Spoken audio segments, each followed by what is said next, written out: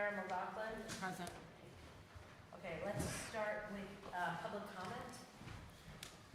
Is there any? Where's the mic? I don't know. Is this one? Ed, we need Yeah. to use the mic. Yeah. Oh, it barely reaches. Sorry.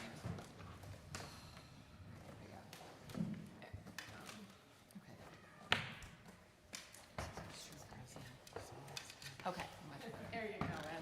Testing, 1, 2, 3. Working. A wide audience. I have a couple things. Can you First, put I your wanted to- name and Oh, my name is address? Edward Doty, and I live on Oak Avenue in Chester Park, which is the garden part of the village and the town of Pelham. I wanted to commend the supervisor and the council board for commissioning the study of the facilities that the town owns. I think it's very important. It's been overdue, and I'm very pleased to see it. I had a couple of questions about it, though. For one, I didn't really see anything, and maybe I didn't quite look at it the way I should. I didn't see anything that addressed the acoustical problems in this room. There was a lot of attention paid to this room, but I thought, and I urged the council to consider a acoustical engineer. You're 100% right. We will be bringing in an acoustical engineer, but I do want to note that the plan that we will be coming up with will be putting acoustic boards in between the panels that you won't see. And also, to the extent that we do the renovation, the back wall will be an acoustical wall. Yeah. So, and we're also looking at sound, sort of deafening flooring for the floor. So it's something that is on our radar. It is a priority for us. We understand the limitations Well, of this room. I just wanted to remind you again of that. And there's another public space that I have visited frequently that had a carpet, industrial carpet, and they replaced it with vinyl wood, and the echo is substantial. So whatever you're considering for the flooring, please take into account that this room is not a very good acoustical room. The other question had to do with the statement in the whatever it's called, the Evaluation. Yeah. the- It's a study. preliminary study. yeah, preliminary study. I didn't quite understand the rationale for no elevator in that building. Does this mean that if there is no elevator, does it mean that nothing on the top floor will occur, that the public or that council members or staff who are challenged mobility can't use? So That's so the elevator. The elevator is not off the table. The question is where to put it. Where it was originally thought to be put on the side of the building would have incurred, I think the architect said over $600,000. The question is whether that's the priority, because what our plan would be, and it's still a preliminary plan, is to move all of the services to the first floor, so it would be accessible. And I'll make an announcement later, but that's the goal. Is well, and one of the things I want to remind you is that occasionally the town of Pelham employs people, and these employees have to go up and down steps, which may be challenging for some people. It's going to be an increasing problem rather than something that is in the past. And while none of you have any, because you're such athletes and able to leap tall buildings with a single bound, you may not realize the challenges that climbing up those steep stairs provide. So I really think that you have to either declare you're never going to use the second floor for anything, or figure out some way that people can get up there that have mobility challenges. And that's it. Thank you. Thank you. Any other public comment? Okay. All right, let's move on to reports. We'll start with Town Council reports, Deputy Supervisor Worker. Thank you. Highlights for July for EMS stats. Pelham EMS responded to 96 calls in July, 46 calls in the town, in the village of Pelham, and 39 calls in the village of Pelham Manor. Average response time, 5.4 minutes. On-scene time, 16.7 minutes, and average transport time, 12.9 minutes. We supported neighboring communities with mutual aid, 11 mutual aid responses out, and we received 9 mutual aid responses in. Ambulance operations are performing well financially with revenues outpacing expenditures. So ambulance revenue has generated 65% of the annual budget ahead of August. Our fuel expenses are up 40% since March, and our new ambulance is expected to be delivered at the end of the month.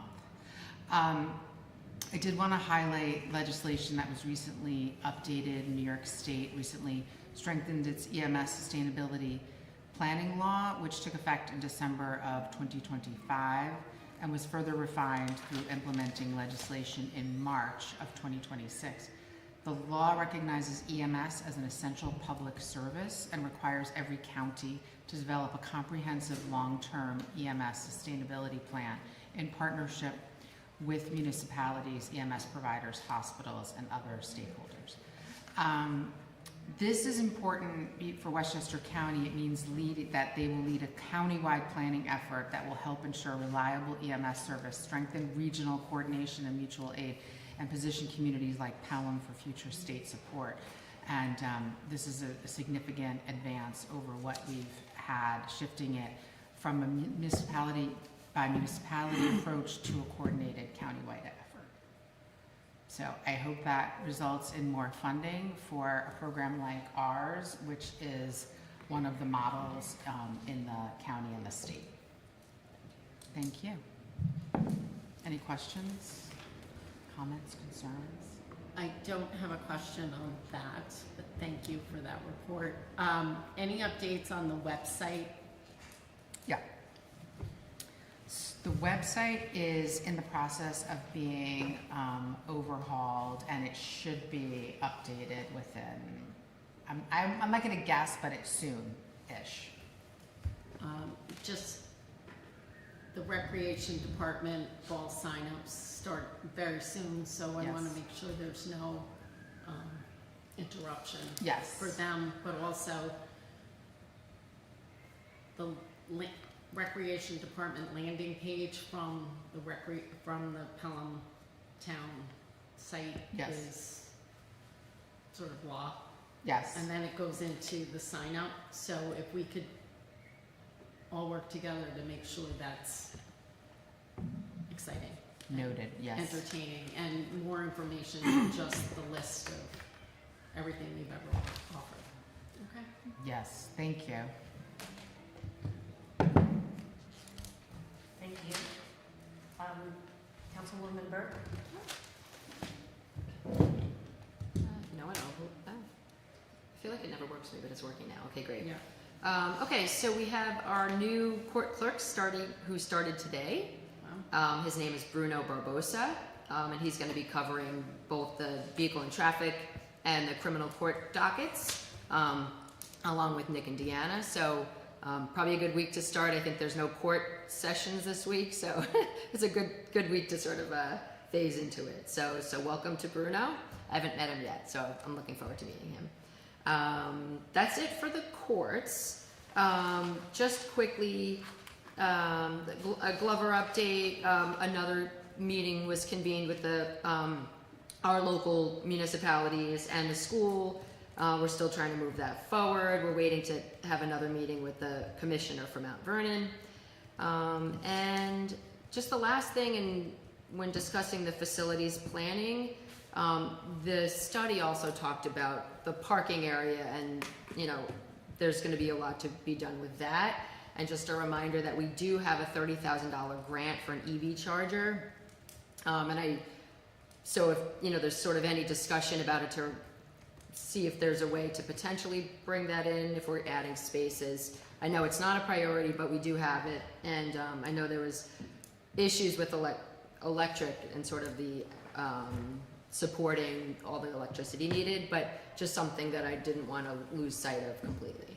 So that's it for me. Councilman Jennings?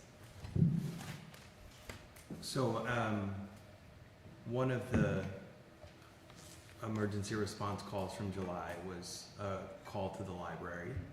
And the library had a patron who had a medical emergency, and everything worked out well. But the library just wanted to express its appreciation to Pelham Manor Police Department, to the Pelham EMS service, for handling everything very professionally.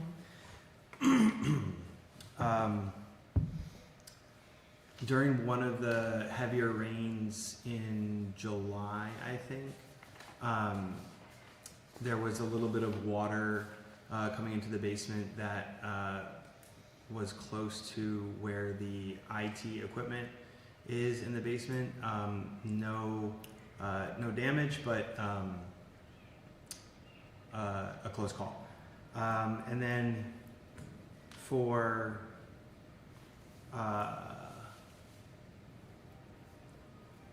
early July, when there was power outages, the library was also one of the sites for a cooling center in Pelham as well. As far as engagement with the library in July, there were 5,207 door count. There's a scavenger hunt at the library, which my daughter was happy to do and happy to find everything on the list. 1,412 adults and children in July attended across 69 programs. I mentioned the summer reading program on last meeting, and happy to say that first, whatever there was a technical issue with the ability to reset your target goal in the app, that is now easy to do. So if you set your target at a cookie and you meet that goal, and this is not just for kids, this is for adults as well. If you meet that goal and you get your cookie certificate, you can, if you want to challenge yourself, change to the goal for ice cream in the app, and your calendar gets reset. So a lot easier to track your progress against getting your pizza or your ice cream or your cookies as well. So thank you to the library for that, and just as far as participation, so as of today, well, I guess maybe not the end of today, but mostly through today, 268 children have signed up for the program. Collectively, they've read 37,101 minutes. 35 children have earned certificates for ice cream. 41 children have earned gift certificates for pizza, and 57 children have earned Little Bird cookies. So my daughter has gotten a cookie and an ice cream, and I think her next target, she's setting it to be a slice of pizza. The library also, as you might recall from the last meeting, had the very first puzzle race competition. And I'm happy to say that it was fully subscribed, highly competitive. What I'm not happy to say is that not only did my team not win, not only did we get beat by every other team, we didn't finish within the allotted time. So it's really not that easy. It's quite challenging, and I invite everybody to sign up for the next one. I think the plan is for it to be at least twice a year, maybe 4 times a year. So it was a lot of fun. It was a really great way to spend, I think it was a bit of a drizzly day in the library with some friendly competition and a little bit of fun, light trash talking. And then every team got to take home the copy of their puzzle afterwards. But I wasn't the only one that had a great time. There was a note shared from another participant saying that they wanted to say thank you for such a great event. It was well organized with clear instructions, and overall was just a lot of fun. Thank you so much for all the great programs at the Pelham Library. As an introvert, I've always been a little shy about doing any of the events, but this event showed me how inviting and friendly these events are. I will definitely be doing more. And that's it from the library. Thank you. Councilwoman McLaughlin? Sadly, this is the last week of summer camps, which were attended in record numbers, and they braved 90+ degree days, thunderstorms, hailstorms, Air flooding, quality. and really bad air quality. And the staff and the rec department and every single camper crushed it. They were awesome. There will still be soccer and tennis clinics available weeks of August 10th, 17th, 24th, and that very important week, August 31st. Sign up is on the website. Registration for cheerleading and football is open. After school registration will be open at the end of August, and an email will be sent out to everyone, and flyers will be put in the backpacks on the first week of school. In about 10 minutes, we'll hear from 8th Avenue Live, which is the band playing at Gazebo Park. The rest of the summer is August 10th, The Truth, and they don't bend it. Thanks for laughing. It's clever. August 17th, The Bookends. August 24th, Philip James Orchestra, and I have a feeling they might be the longest playing band there. And August 31st, Jackie DiMaggio. We want to thank our sponsors over the course of the summer, Rockwell's, Meridian, and I'm going to miss one. Fred Gallo, Fred Gallo, and then there was one. or the Gallo Family Trust. The Gallo Family Trust, and so we really appreciate that. That helps defer some of the costs. Pelham Together's internship program began last week, and that was their soft skills and in-office training, and then it continues for the next 3 weeks with the mentors at the companies or with the companies. Book your Pelicones party now. You can go to the website, pelhamtogether.org website there. And our seniors, of course, have been very, very busy because they never stop. Right, Ed, Dodie? We had exercise and movement Tuesdays and Thursdays, 10 to 11. Yoga Fridays, 10 to 11. Gloverfield walking, Wednesdays, 10 to 11. And that's an outdoor event, so when it's pouring rain, they do cancel that. Arts and crafts are the first Thursday of the month, 1 to 3. Mahjong lessons, Wednesdays, 12:30 to 1:30. That's free for people who are 55 and above, which I may be joining next week. Card playing, Mondays after the meeting, 2 to 3:30. Wednesdays and Fridays, 12 to 3. And bingo after the meetings, 2 to 3. So on those days, you have to choose between card playing and bingo. All the activities will continue for the month of August, and I'm sure there will be a lunch and a field trip included. They're going to a casino. Yes, they're going to Atlantic City. I thought they were going to Mohegan Sun. What? I thought it was Mohegan Sun. It's okay. Atlantic City was last month. Okay. Next month is Mohegans. Okay. Thank you, Maura. You're welcome. I don't gamble, so. Neither do I. If they need a chaperone, I'll be there. They might need a bus driver. Thank you, everyone. Thank you. Okay, let's move on to the first, to the supervisor's report. First order of business, I'd like to welcome Kate McGovern, who is our Pelham Together intern for the Oh, summer. yeah. And Thank we're very happy to have you. Thank you for being with us. The second is an announcement. As we've been talking since January about making our services more accessible to the public, I'm very happy to report that our town clerk's office is now moved to the first floor of Town Hall. And we've also installed a phone, so somebody who's coming into the building can just pick up the phone, and then somebody can come down and help them, so they no longer have to walk up the 2 flights of stairs. I think it seems small, but when you had to walk up 2 flights of stairs to get your handicap permit, it was insurmountable in some cases, and it was not, it was very, very sad. So I'm very happy that we were able to do that. And thank you, our Deputy Town Clerk, Molly Geralamo, for agreeing to move down to the first floor.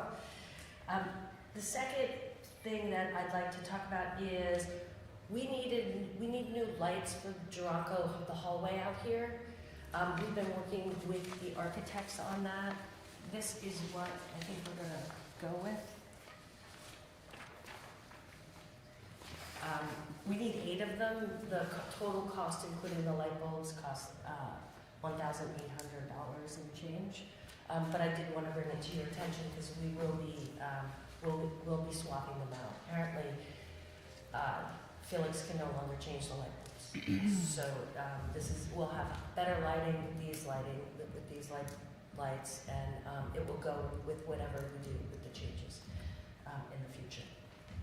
Those look lovely. Thank you. Okay, so that's all I have. Does anybody have any questions with regard to the financial reports that our controller sends out?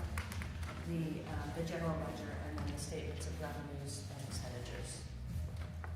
Just one question, remind me, the Iron Mountain, that's for the storage of the That's- records? Records. Yeah, we are. Not shredding, it's just Well, storage. So, both our town clerk and deputy town clerk have been working on understanding what's in Iron Mountain. They've identified a number of boxes that can be destroyed.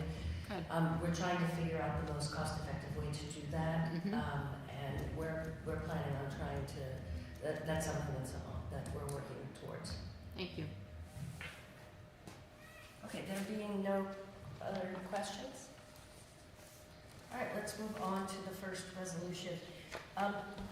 When we did the handbook back in April, moving it from the prior handbook to the new handbook, we made some substantial changes. One of those was an oversight. We have a personal leave section in the new handbook, but we didn't identify the days. The old handbook gave two personal days. What I'd like to do is, one of the resolutions is to update it to provide those 2 personal days. That was an oversight on my part. The second was, we introduced a new sick leave policy. The sick leave policy was not greeted with, that the staff wanted to return to the prior sick leave policy. There's no issue with that.